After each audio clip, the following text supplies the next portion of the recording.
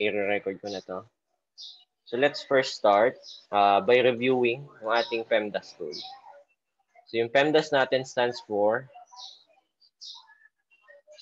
what? PE, divided yan into 3 clusters. We have first yung ating, first this is our parenthesis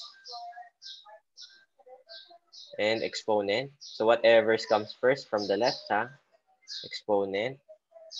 Then yung MD natin, that is our second cluster, which is multiplication or division. Whatever comes first ulit. Okay. Then yung last cluster natin is addition and subtraction. Whatever comes first from left to right ulit. Okay, so yung susi dito, hindi yung pagkakasunod-sunod ng bawat letter sa PEMDAS, ha? Yung cluster yung tinitingnan natin. Ang keyword natin dyan, whatever comes first. So from left to right.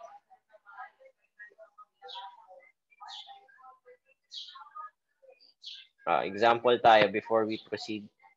Let's try 3 squared minus 20 plus 7 times 3 plus 7 times 3. Okay. So what will be our first step? Unahin muna natin yung ating first cluster, which is ito, parentheses and exponents. So we have first, whatever comes first from left to right, ito ha. We have exponents. So i-simplify natin siya, that is 9. 3 squared ha, 3 squared. Then minus, copy lang natin yung mga hindi natin i-perform, minus 20. Then we have parentheses here.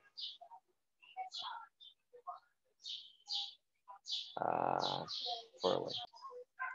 Okay, so going back, we have, ito na, i-simplify natin yung 7 times 3 kasi nakapasok siya sa grouping symbols. So we have the following grouping symbols. This one is called parentheses. This one is called braces or brackets. This one are called braces. Palatandaan ko yung ganitong itsura ginagamit natin saan? Sa set. Tama? Set brackets ang tawag sa kanya. Therefore, these are brackets. So ito is a grouping symbol. This one is a parenthesis. Okay? So unahin muna natin yung i-perform yung operation nasa loob niya. So whatever operation yung nasa loob niya. Kung may exponent doon nasa loob niya, unahin niyo muna yon. Okay? So meron tayong plus. 7 times 3 will be 21. Next, what we're going to do is gamitin na yung next clusters kung ano yung meron. So, tingnan nyo muna yung second cluster kung meron tayong multiplication or division. So, we don't have that. So, proceed tayo with our last cluster, which is addition and subtraction. Whatever comes first from left to right. So, nauna yung subtraction, iuna mo siyang ipe-perform. That is negative 11 plus 21.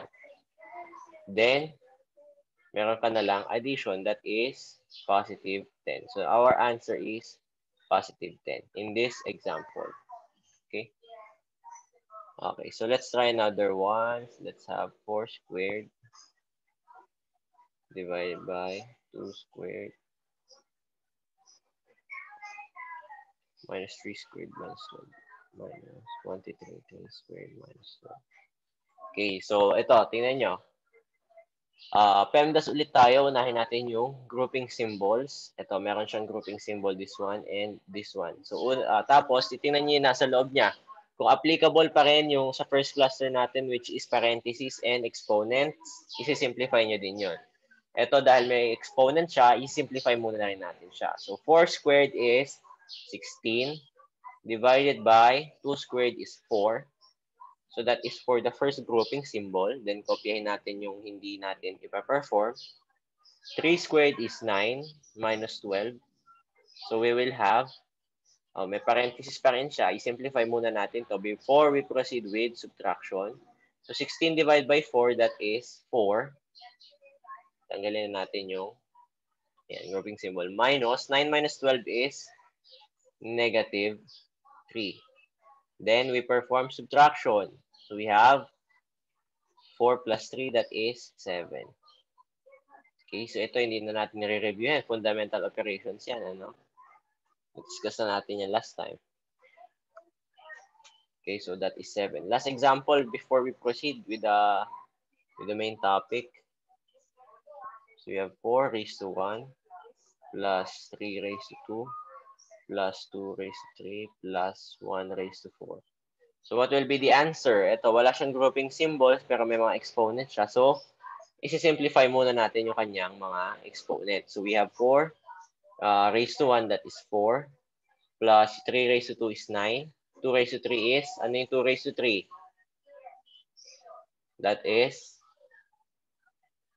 8. Kasi 2 raised to 3 is equivalent to 2 times 2 times 2, which is 2 multiplied to itself 3 times. Okay, so 2 times 2 is 4 times 2, that is 8. Tapos ang 1 raised to 4 is 1 multiplied to itself 4 times. Tatandaan nyo, 1, kahit gaano kalaki pa yung exponent ng 1 or kahit erase natin siya sa kahit anong number, 1 pa rin ang lalabas. Kahit 0, 1 raised to 0 is 1. 1 raised to 1 is 1. 1 raised to 2 is 1. Okay, basta any number. Kahit ano yan, negative pa yan.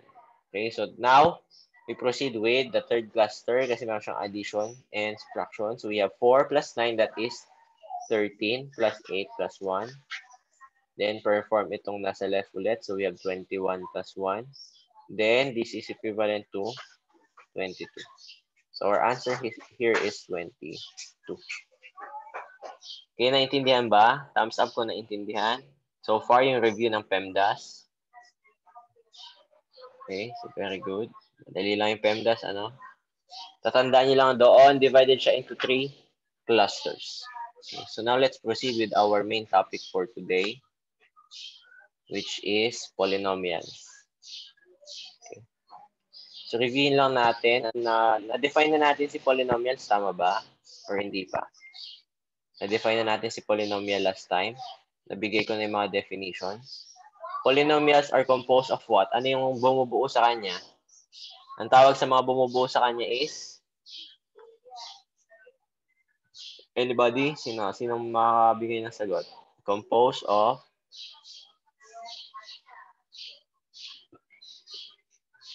Anong tawag sa kanya? We have terms. Nakalimutan na ata. 1 linggo pa lang nakalipas. Whereas yung terms natin is composed naman ng variables and coefficients.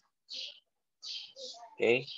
Sa coefficient, meron tayong dalawang type ng coefficient. Tama? We have the literal and numerical. Nakalimutan na rin ata.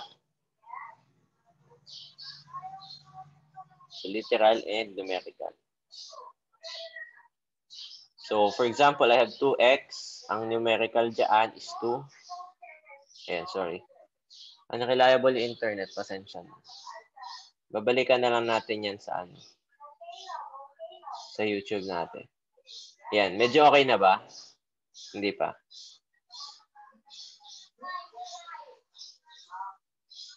Pasensya na kasi tatlo sabay-sabay nag-zoom na yan. Okay, so yung numerical natin dito will be, gagamitan natin ng orange, will be ito, 2. Si literal natin will be si x. Okay, so these are polynomials. So yan siya. It is an algebraic expression. Another definition. Pag sinabi kasing algebraic, that is composed of variables. Ha? Algebraic expression.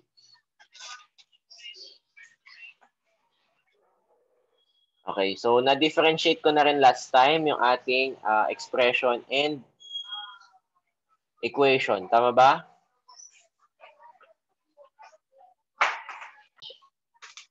Okay, so balik tayo dito sa polynomials.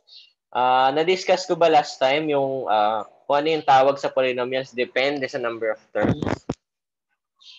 Na-discuss ko ba yung monomial, binomial, trinomial, polynomial, multinomial? Hindi ba? Okay, sige. Sa grade 10 ko siguro na-discuss. Kasi same topic din kayo ng grade 10 actually. Ha? So we have the names of polynomials according to number of terms. Or types. Gawin na lang natin types para mas safe. Types. So types of polynomials according to number of terms. Okay? Ilalagay ko sa dyan yun after ng discussion natin. Ganun naman ginagawa ko. So types of polynomials, depending on the number of terms, we have first, monomial. Ang monomial, this is a polynomial composed of only one term. An example niyan, we have 2x, that is a monomial. Hanggat there is no operation, ha? No operation. No operation yan. That is a monomial. No operation. So, ibig sabihin, walang add, walang minus. Hindi siya kita doon. Next, we have, that is number 1. Next, we have number 2. We call it binomial. Okay? So, hindi natin siya tinatawag lang na bi. So, binubuo natin siya binomial na binomial. This is a polynomial composed of 2 terms. Exactly 2 terms. Okay? So, ito meron na siyang operation. With operation na siya. Ang operation niya is either plus or minus. Ano? So, for example, a binomial is 2x minus y. This is a binomial kasi this is a one term. This is another term. Example pa, 2x, 2z, may plus 30y. Yan. Binomial ulit yan. Ayan, pasensya na, wait lang. Ang binomial natin, that is composed of 2 terms. So, ang terms natin is divided by the operation symbols ng addition and subtraction or yung plus and minus. Next, we have number 3, trinomial. Okay, so this is composed of exactly 3 terms. Pag nabawasan siya ng isa, that is only 2 terms na lang. Binomial na lang siya noon. So, nahihiwalay pa rin siya ng plus and minus. Pero 3 terms na siya. So, we have A plus B, pwede minus C. That is 3 terms. A plus B plus C. Ayan. Ayan. Trinomial na example na yan. Next. Wala tayong tinatawag na quadnomial, ano? Pag lumagpas na sa 3 terms, kunyari, for example, we have 4 terms na, ang tawag na doon is multinomial. Okay, ang multinomial is more than 3 terms. More than 3 terms. Okay, so for example, I have 3x squared minus 2x plus 3y plus 2y squared. Yan, ganyan yung itsura niya. 4 na siya or more than. Pwedeng 6, 7, 8, 9, 10. Ganun siya. Okay, so questions tayo about types of polynomials according to the number of terms. So we also have types of polynomials according to the leading exponent or according to the degree.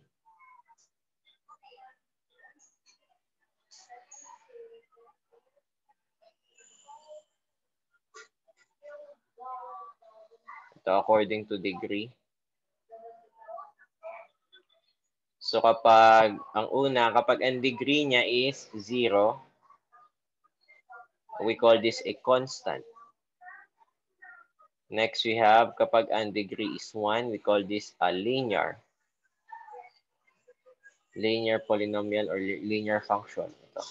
You will be learning more of this sa inyong grade 10, grade 8, grade 9, grade 10. Pero papayawan na natin siya. Kapag ang degree ay 2, we call that quadratic. Kapag ang leading degree or yung degree of polynomial is 3, we call that cubic. Kapag degree is 4, we call that quartic. Kapag ang leading degree is 5, we call that quintic. So yan, iilan lang yan sa mga examples. So that is according to the degree. Yung una nating sinabi, ito according to the number of terms, kung ilan siya. Ito naman according sa degree niya. Pero hindi natin siya masyadong tututukan. Okay, so now let's proceed with operations on polynomials.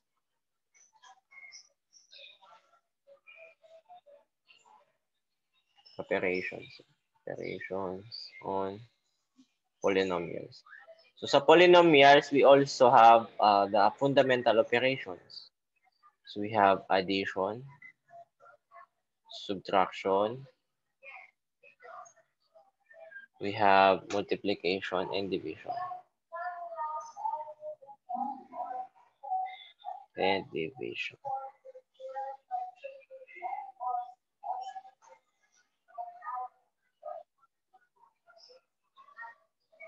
So yan. So we have also for the four fundamental operations sa polynomials. So parang ganito ang gagawin natin sa kanya. Iti-treat lang natin siya parang normal na number pero may variable siyang kasama. So before we proceed doon sa addition and subtraction, kasi sabay natin i-discuss yan. Let us first define ito. Similar terms. Similar yan, terms. And the dissimilar terms. So anong pinagkaiba ng dalawa? Si similar terms, di yan dissimilar dog.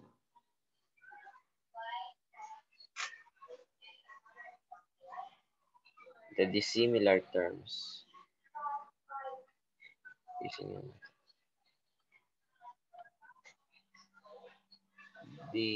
Dissimilar. So si similar, ang sinasabi kay similar, same variable. Pag sinabing same variable, kahit ano yung basta pare-pareha siya, pati exponent parehas. So for example, we have 2x squared and 4x squared. These two are similar terms. Kasi makikita nyo, parehas sila ng variable. Okay, so sa dissimilar naman, different. So basta magbago.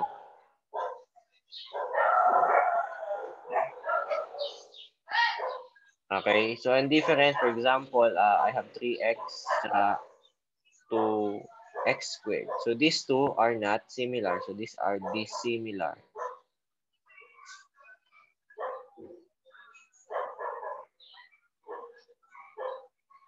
Okay, so those two are dissimilar. Kasi ito meron siyang raised to 1 lang, ito raised to 2. So yun yung pinagkaiba nila. Okay, so wait lang na mabilis. Similar terms, same variable, same exponent. Emphasize natin yan, same variable and same exponent. So kung kahit same exponent sila pero different variables, those are dissimilar terms na. Okay, so si similar terms, tatandaan nyo lang, parehas si variable. Si dissimilar, pag nagkaiba na siya ng exponent, nagkaiba na siya ng variable, dissimilar na yun. Bigyan pa tayo ng example. I have here 1/2 x. We have 3/2x. So these two are similar. Kay dissimilar naman, ito.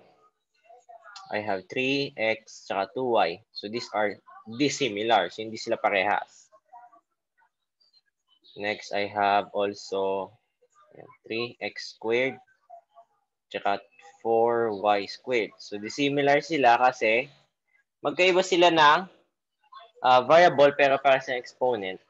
Tatandaan nyo, basta magkaiba sila, dissimilar yun. Okay?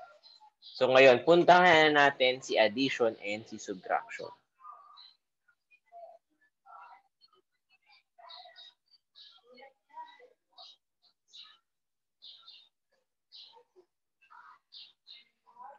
So ang keyword natin dito, ang tatandaan nyo lang is combine, like, or similar terms. So pag sinabing like terms, similar yun ha. Kasi yun yung layman's term namin sa mathematics. Combine, like, or similar terms.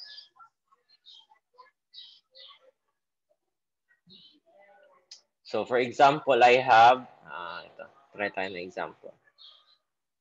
6x plus 7y plus 9 minus 8x plus 2y. So, ang gagawin nyo dito, ito, makinig mabuti. Ito lang naman yung step natin sa addition and subtraction. Combine like terms. Pagsasama-samahin nyo lang yung mga similar terms. Ano ba yung mga similar dyan? Unahin mo natin, sino yung kasimilar ni 6x?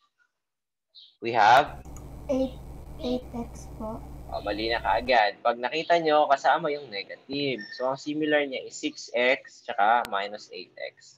So, iayusin natin siya. I-rearrange in terms. So, first step, rearrange. Okay? So, pag nakita nyo, naka-minus siya, isasama nyo yun, negative. Next, anong ka-similar naman ni 7y? 2y po. Okay, very good. So, plus 2y. Then, si 9 wala siyang ka-similar, so i-add mo lang siyang ganyan.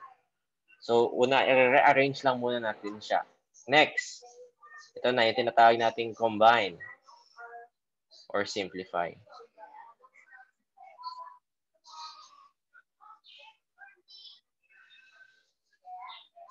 Okay, so ang gagawin nyo lang dyan, pagsasama-samahin nyo lang magkakaparehas, yung mga similar. So, 6x minus 8x, that is negative.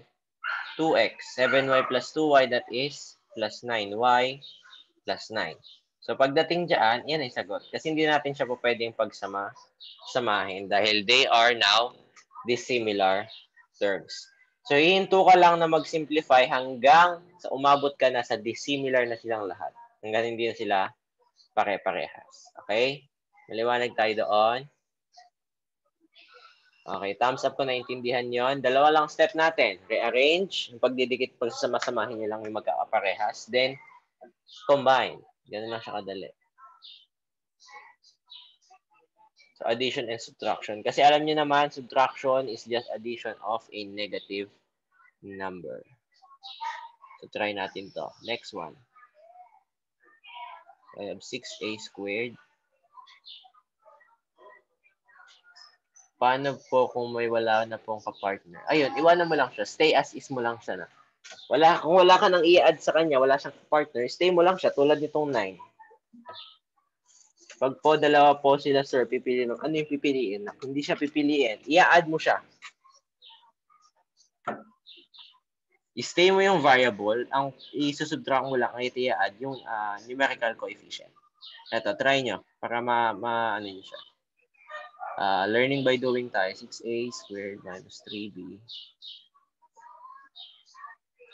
plus 10 minus a squared plus 10b minus 12.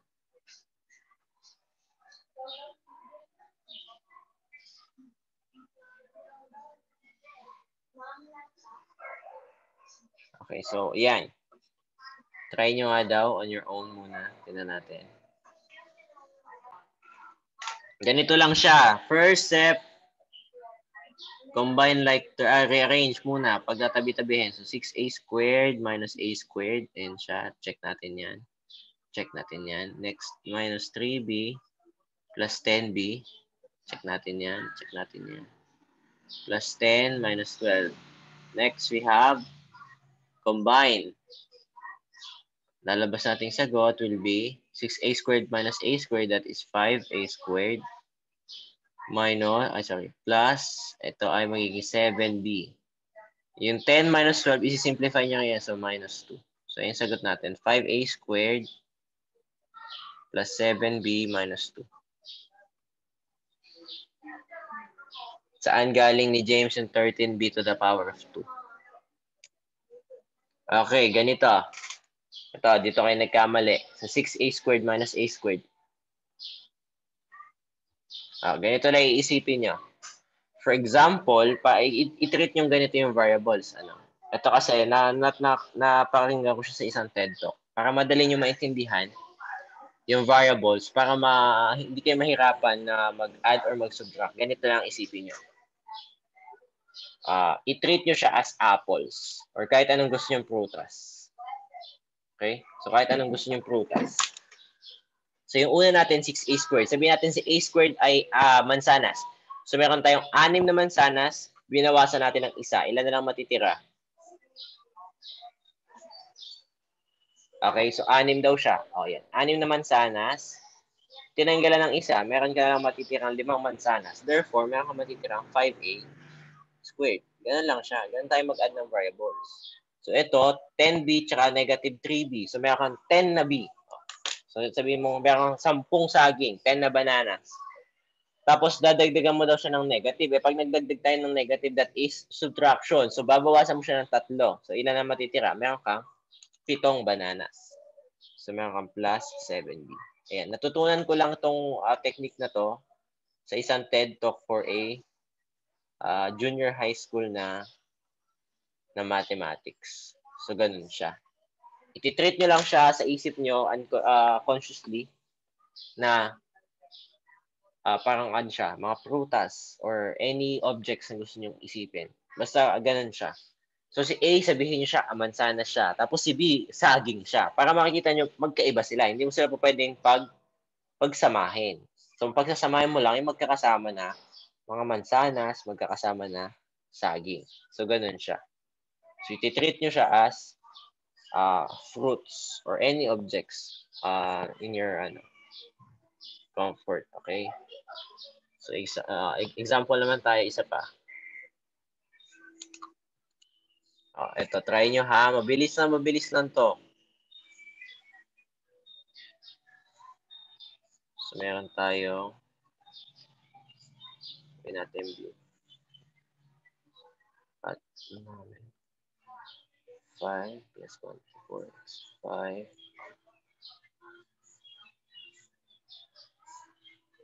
plus 4x minus 7c.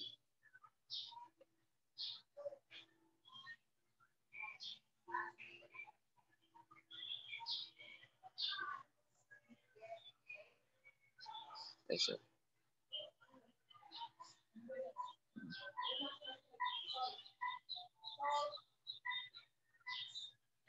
plus 10.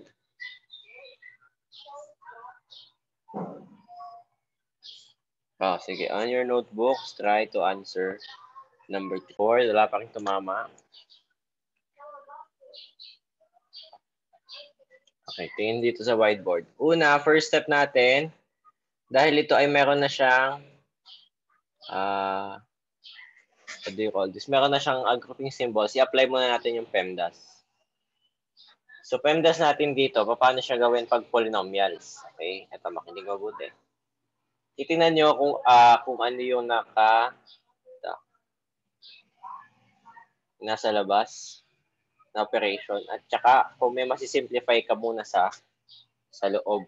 Kung may masisimplify ka sa loob, ibig sabihin na masisimplify pagsasama-sama mo, so yun, pwede mo po siyang pagsama-samahin. Pero in this case, 7z and negative 4x are two dissimilar terms. Ibig sabihin, hindi sila parehas, hindi sila pwedeng pagsamahin. Now, what you're going to do here is itong negative na to ipapasok mo.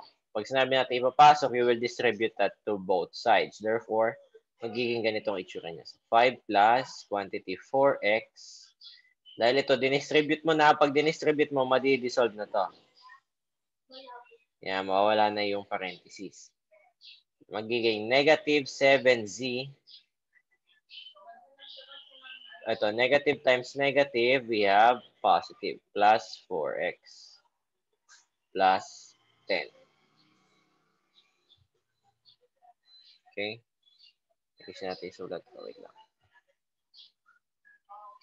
Plus 10. Now, titingnan mo naman ngayon kasunod nito. Ang gagawin kasi natin, we will dissolve the grouping symbols. So, pag nag-dissolve tayo, tinitingnan lang natin kung ano yung sign na nasa labas. Kasi yun yung i-distribute natin. Now, ito, positive, distribute mo lang. So, pag positive, kung ano yung sign na nakalagay sa kanya, yun lang disusundin mo. So, meron kang 5 plus 4x minus 7z plus 4x plus 10. So, wala na tayong grouping symbols. Now, we can proceed with yung dalawang step natin. Now, step number 2 here is to arrange. What we're going to do is x muna. Laging una si x or si a. 4x plus 4x, then meron ka negative 7z, meron kang plus 10, meron ka ding plus 5. So ito, ang lalabas natin kasagutan will be 8x minus 7z plus 15. Kaya tinatanong ko kay Fernando kung ano yung mga operations dahil mahalaga yung ating mga operations sa gitna. Okay? So yan, be mindful. Pag dinidissolve, ulitin ko, pag dinidissolve natin yung grouping symbols, be mindful of the operation outside kasi yun yung i-distribute mo papasok sa kanya. Okay, let's try another example.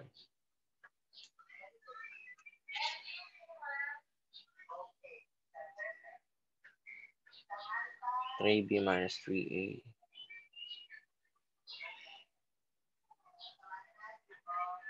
minus quantity 6a plus 3b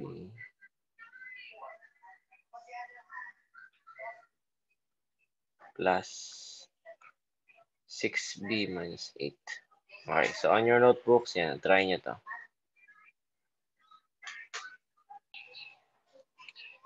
Sabi ko kanina, step 1, kapag may grouping symbol, you perform the PEMDAS. So what we're going to do is to dissolve. So dissolve. When dissolving, titingnan mo yung operation sa labas ng parentheses. So ito, may operation. Ito, ito, that is an operation. Ito, that is another operation. So what we're going to do here, distribute natin yan papasok doon sa gusto nating i-dissolve. So meron tayong lalabas na 3b minus 3a. Ito, dinidissolve natin, magiging negative 6a. Tapos negative 3b. Ito naman sa kabila, positive, plus 6b minus 8. Yan. Then what we're going to do, step number 2, arrange. So arrange natin. Unahin natin yung A. Alphabetical tayo. Negative 3A minus 6A. Next natin yung B. Plus 3B minus 3B plus 6B minus 8. So what we're going to do here is step number 3, simplify.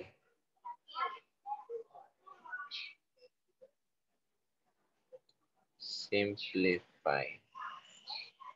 So na tayong negative 9A plus 6B minus 8. So this is our final answer.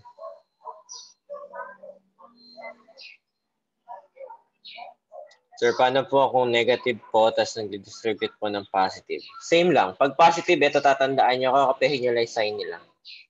Ayan o, kinopya ko lang.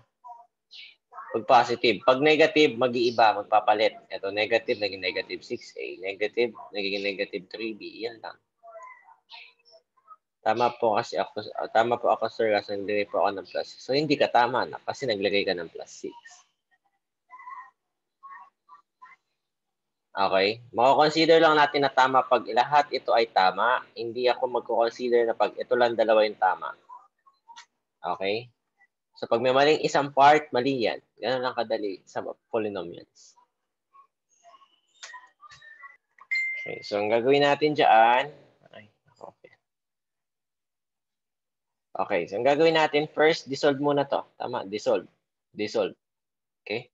So what we're going to do is distribute natin. Ngayon, may coefficient na siya. Isasama mo ngayon, pati yung coefficient. So yung negative 2, ipapasok mo. Multiply mo kay 4a, multiply mo din kay negative b. Ngayon, makikita natin, we will have 2a plus 3b. Ito, multiply natin. Negative 2 times 4a, we will have negative 8a. Negative 2 times negative b, magiging positive 2b. Then, plus 8. So, gagawin natin step number 2, pagsamasamahin or pagtabi-tabihin. So, meron kang 2a minus 8a plus 3b plus 2b plus 8. Bakit inuuna ko yung a? Alphabetical natin, inaayos yung variables. Ano? So, simplify natin, we will have negative 6a plus 5b plus 8. So, si Daniel pa lang ang tumama. Gets ba? Thumbs up lang natin yung dinidissolve. Ganito kasi siya. Kukunin mo yung segment. Ito. kukunin mo lang yung may parenthesis. Ngayon kasama pati yung kanyang operation. Kaya nagiging ganito. Okay. So, ito, balikan natin itong binigay kong example. 2a plus 3b minus 2a times quantity 4a minus b. So, magiging gagawin dyan, kukunin mo itong part na to. Yan. Ito lang muna yung focus mo kasi i-dissolve mo muna siya. O, sige, zoom in natin. Negative 2 times 4a minus b. Zoom in natin. Ito lang muna. Kinuha ko lang muna yung dinidissolve natin. Pag sinabi ko kasi dinidissolve, para ma-dissolve yung parentheses or any grouping symbols, i-apply mo kung ano yung nasa labas niya. So, i-multiply mo siya ngayon. I-distribute. So, ngayon, ito negative 2 times 4a siya. Minus 2 times negative b. So, ganyan siya. Tapos, i-simplify mo lang. So, negative 8a plus 2b. So, aling part yun? Ito siya. Kuha ba? Ayun yung tinatawag nating dissolve.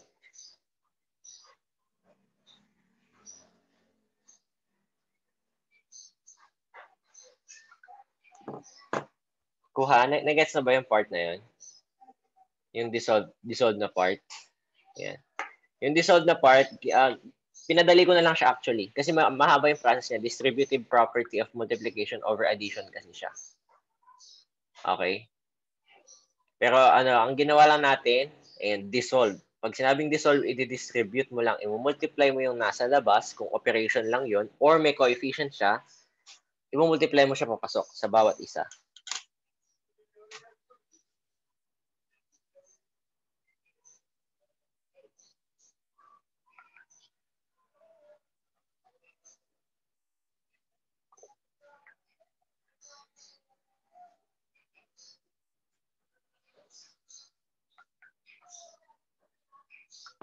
Exponent, Ang dami nang nasayang time. Okay? So, law of exponent tayo. Ito, aware kayo sa law of exponent? Hindi. Hindi. Okay. So, law of exponent, we have certain laws na ginagamit natin when we're dealing with certain exponents. So, mga laws of exponent natin ay 6. Okay? So, first law natin, ito, first law. First law. So, hindi natin kailangan tandaan kung anong law siya. Kailangan nyo lang matandaan yung process niya. A raised to m times a raised to n is equal to the sum of the exponents. So, m plus n. Ayun lang siya. Ang sinasabi lang ng first law, if a, m, and n are real numbers, then a raised to m times the quantity a raised to n is equal to a raised to m plus n, whereas a is our base, m is our exponent, and also n is our exponent. Okay? So, ibig sabihin, ang sinasabi lang niya, kapag same bases, okay, so identify natin ha, kung hindi nyo pa alam yung parts, a raised to m. Ayan. A here is our so-called base. M here is so-called our exponent. So, pag narinig yung sinasabi ko, same bases, ibig sabihin, parehas sila ng base, parehas na A. Kapag nag-multiply daw sila, for example, 2 raised to 3 times 2 raised to 4. By the first law, ang equivalent yan, kukopihin mo lang yung base, tapos ipag-add mo lang yung exponent. So, 3 plus 4, which is equivalent to 2 raised to 7. Ayun lang ang sinasabi ni first law. Kapag same base, different exponent, nag-multiply, pag-add lang yung base. This is for multiplication. Second law. Ito, medyo nakakalito sa first law. Pero, ito, kailangan nyo tandaan. Second law. Meron tayong a raised to m, tapos ni-raise mo pa daw siya kay n. Ito, hindi na siya magkaparehas na base. Iisang number na lang tinitingnan natin. Ang mangyari naman dito, a raised to m times n. So, magmumultiply siya. So, for example, I have 3 raised to 5. Tapos, ni-raise ko pa siya squared. Ang equivalent niya will be 3 raised to 10. Hindi 3 raised to 7. Bakit, sir? Kasi tinan mo. In-squared natin yung 3 raised to 5. Ibig sabihin that is 3 raised to 5 multiplied to itself. twice. So sabi ng first law, kapag parehas ng base, pag pinag-multiply, ipag-add mo na exponent. So 3 raised to 5 plus 5, we have 3 raised to 10. Parehas lang. So that is the second law. Now, let's have the third law. The third law of exponent is yung distributive. Third law. I have A, B raised to M. So kapag naka-multiply siya at ni-raise natin siya, ang lalabas dyan is A raised to M times B raised to M. So madidistribute din yung exponent. So paano yung example niyan? Sir, tingnan mo, 2x quantity squared. So ibig sabihin, yung 2 din nakasama, yung x nakasama. So magiging 2 squared yan, x squared, which is equivalent to 4x squared. Okay? Ito ay kakaiba, 2x squared is not equivalent to quantity 2x squared. Magkaiba yan. Dito, yung x lang yung naka-squared. Dito, yung 2x. Okay? Ayan yung pinagkaiba nila. Now, we have the fourth law. The fourth law of exponent, ito. Division naman siya. Fourth law.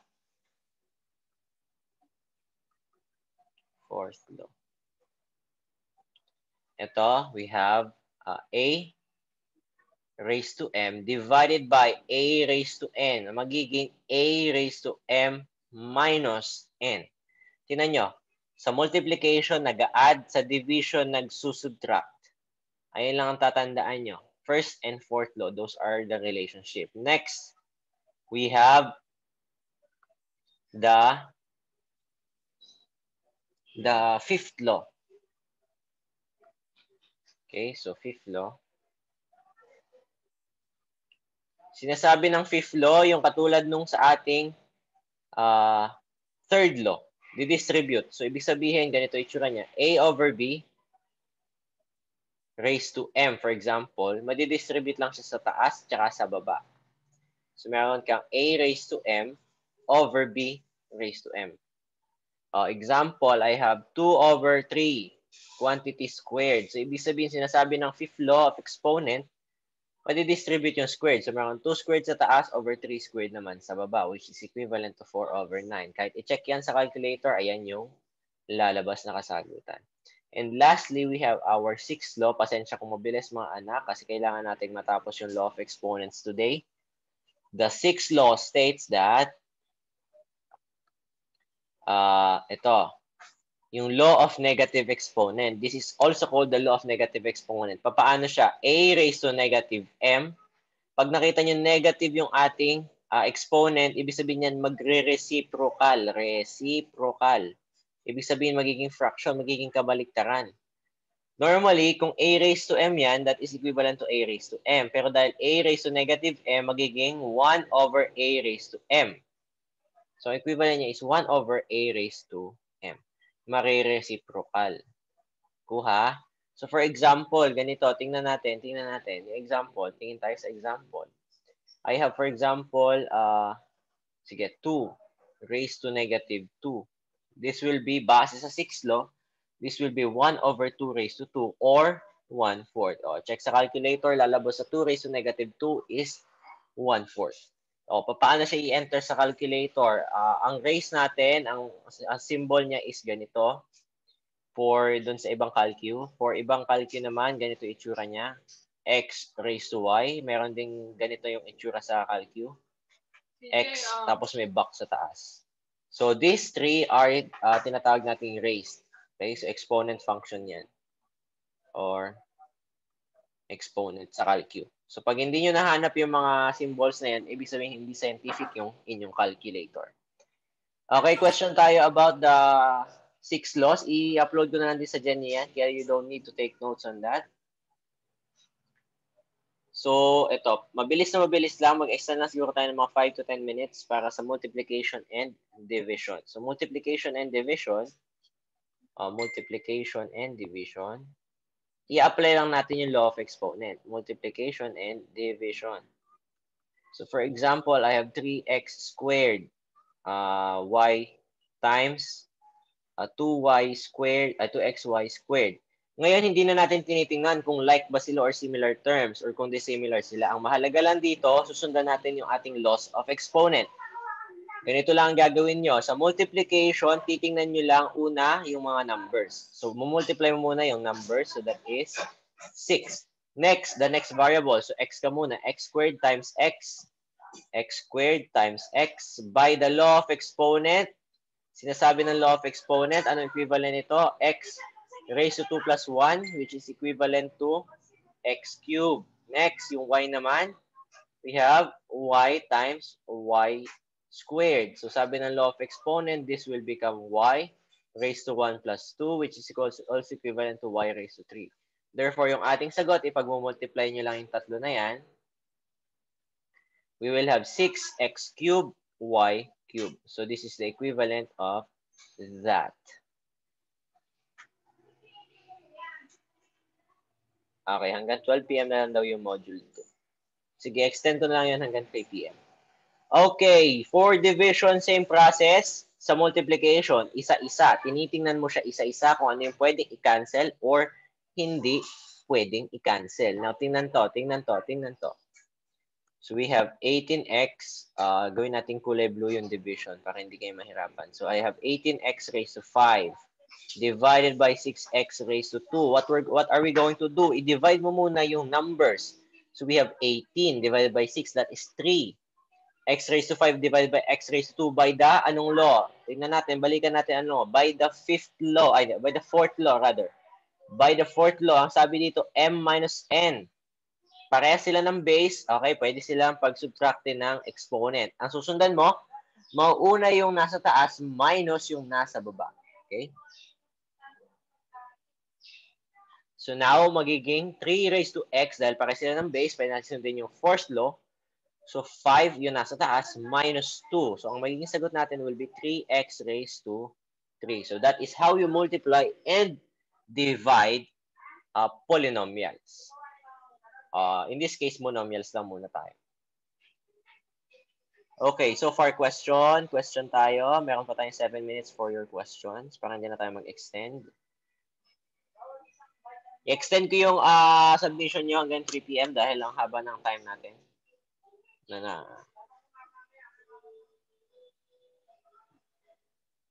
Okay, question so far? Question. So, yung sa law ng exponent. Yes, Andre. Ay, James. Ano yung tanong doon sa third or second?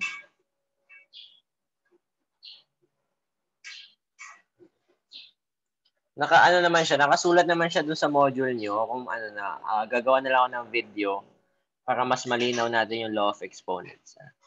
Pero yan, dahil time na, attendance muna tayo. Okay, 1. Oh, ngiti na. Open your cameras. Okay, game. Okay, 1. Tagalan yung ngiti ha, 2 pages to. 1, 2, 3, smile.